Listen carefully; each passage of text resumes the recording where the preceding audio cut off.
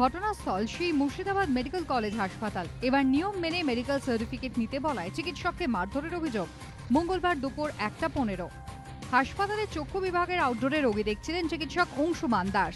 অভিযোগ, দুই অপরিচিত ব্যক্তি এসে মেডিকেল সার্টিফিকেট চান। চিকিৎসক জানান এভাবে মেডিকেল সার্টিফিকেট দেওয়ার নিয়ম বিরুদ্ধ।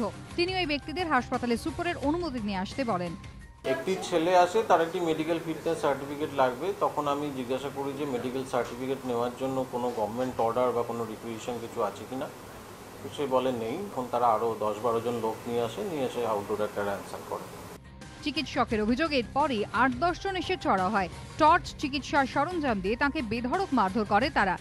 মারধর করলো, চেয়ার টেবিল উল্টে দেওয়া, হাতের কাছে যা আছে আমাদের চোখ দেখার টর্চ, অপথ্যালমোস্কোপ, এইগুলো নিয়ে আমাদের ওপর চড়া হলো। ঘরের বেসিন ভেঙে গেল, আমরা পড়ে গেলাম, আমাদের লাগলো। আমাদের আরও 2জন স্টাফ তারাও ইনজিওর্ড হয়েছে।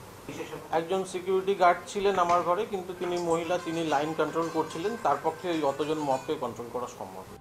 মন্তব্য করতে না চাইলেও এই ঘটনায় হাসপাতাল প্রশাসনের ভূমিকায় ক্ষুব্ধ চিকিৎসকরা। হাসপাতালের তরফে থানায় কোনো অভিযোগ দায়ের হয়নি। এটাই মুর্শিদাবাদ মেডিকেল কলেজের চক্ষু বহির্বিভাগ। ঠিক এই ঘরেই অল্প কিছুক্ষণ আগে রোগীর বাড়ির লোকজন তাণ্ডব চালিয়েছেন, কর্তব্যরত চিকিৎসককে মারধর করেছেন। এইভাবে যদি বিনা কোনো রকম কোনো প্ররোচনায় এরকম ভাবে এসে কাজ করছেন ডাক্তারবাবুরা, তখন এসে যদি লোকে মারধর করে যায়, এইভাবে হলে তো ডাক্তারবাবুরা কাজ করতে ভয় পাচ্ছেন। এইভাবে তো কাজ করা খুব অসুবিধাজনক হয়ে যাচ্ছে আমাদের প্রত্যেকের পক্ষে। মাত্র 7 দিন আগে রোগীর আত্মীয়দের তাণ্ডব, জুনিয়র চিকিৎসককে মারধরের অভিযোগকে কেন্দ্র করে রণক্ষেত্রের চেহারা নেয় মুর্শিদাবাদ মেডিকেল কলেজ হাসপাতাল। পাল্টা ইন্টার্নরাও মারধর করেন বলে অভিযোগ। ছবি তুলতে গেলে আক্রান্ত হন সংবাদ মাধ্যমের প্রতিনিধিরা। সেই ঘটনার রেশ কাটতে না কাটতেই এই ঘটনা। ফের চিকিৎসক নিগ্রহের অভিযোগ মুর্শিদাবাদ মেডিকেল কলেজ হাসপাতালে। রাজীব চৌধুরীর রিপোর্ট, এবিপি আনন্দ, মুর্শিদাবাদ।